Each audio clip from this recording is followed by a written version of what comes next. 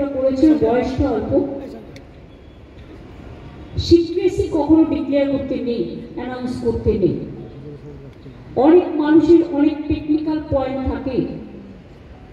আমি এটা গৌতমের জন্য বলছি, গৌতম অনেক সিনিয়র, অনেক টেকনিক্যাল পয়েন্ট থাকে, তার নিজস্ব কিছু নিজস্বতা থাকে। এটা আবার একবারই যে সবটা হয় তা নয়, একবার একটা উদ্যোগী হয়ে ভেবে চিন্তে কাজটা করতে হয়। আজকে যে মেথডটা অ্যাপ্লাই হয়েছে, কাল তো সেই মেথডটা অ্যাপ্লাই নাও হতে পারে, তার জায়গায় আরো কোনো বেটার মেথড তারা প্ল্যান করবে নিজেরাই, আর যারা তাদের সাহায্য করছেন তারা তো অবশ্যই করবেন। এবং আমি ব্যক্তিগতভাবে খুব খুশি এবং উদ্যোগী। আমি চাই মেয়েরা আরো এগিয়ে যাক। আমাদের মেয়েরা ফুটবলও খেলতে ভালো, এখন ফুটবল একাডেমিও হয়েছে গভর্নমেন্টেরও। আমাদের মেয়েরা সুইমিংও খুব ভালো করে, ছেলেরাও। ক্রিকেট তো করেই, ঝুলন তার হচ্ছে ঝুলন গোস্বামী স্ট্যান্ড, সৌরভ গাঙ্গুলির পরে আমি দেখালাম, আমার চোখে পড়লো। এবং আর্চারি একাডেমি, জঙ্গলমহলের মেয়েরা, ছেলেরা যে কি ভালো করছে আপনারা কল্পনা করতে পারেন না। আমি বিশ্বাস করি একদিন বাংলার এই আর্চারি একাডেমি অলিম্পিয়ান হবে এবং অলিম্পিকে ফার্স্ট প্রাইজ নিয়ে আসবে। অনেক সমস্যাও তৈরি হতে বলে দিল।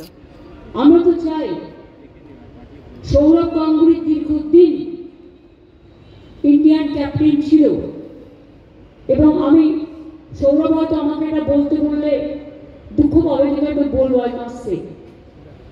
আমি একটু আউটস্পোকেন আছি, অপ্রিয় শত্রুর কথা বলে থেকে এখনো সেটাকে চেঞ্জ করতে পারিনি।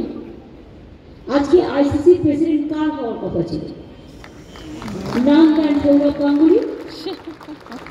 যাই হোক, আজকেও হয়তো হতে পারেনি, কিন্তু বিশ্বাস করিও হবেই হবে। ওকে আটকানো এত সহজ নয়। আর বিচার সম্বন্ধ আমাদের এটাই, ওকে ওর ইচ্ছা পূরণ করতে দিন। আমরা সবসময় আমাদের হৃদয় দিয়ে, আমাদের উষ্ণ অভিনন্দন দিয়ে, আমাদের ভালোবাসা দিয়ে বাংলা বিশ্বজয় করবে এবং বিশ্ব সেরা দায়িত্ব আজকেও পেয়েছে। কিন্তু আরো যেটা গৌতম বললেন, গৌতম ভট্টাচার্য, সেটা আমারও মনে আছে। আমিও সেদিন সবচেয়ে খুশি হব দেখতে পেলে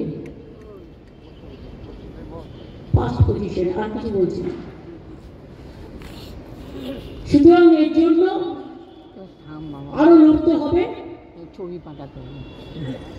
মনের শক্তি সবচেয়ে বড় শক্তি, মানসিক শক্তি। কখন কে কি বললো, কে কি গালাগালি দিল, কে কি উৎসাহ করলো, কে কি স্ক্রোল করলো, don't care. Better to ignore all this things. নিজের কাজ নিজেকে করে যেতে হবে এবং দুর্গমকে জয় করে, where the mind is without fear and the head is held high, সেই জায়গাটায় গিয়ে পৌঁছতে হবে। আমি এটা বিশ্বাস রাখি, বিশ্বাস করি, এবং আজকে ইডেনের থেকে এই আওয়াজটাই উঠুক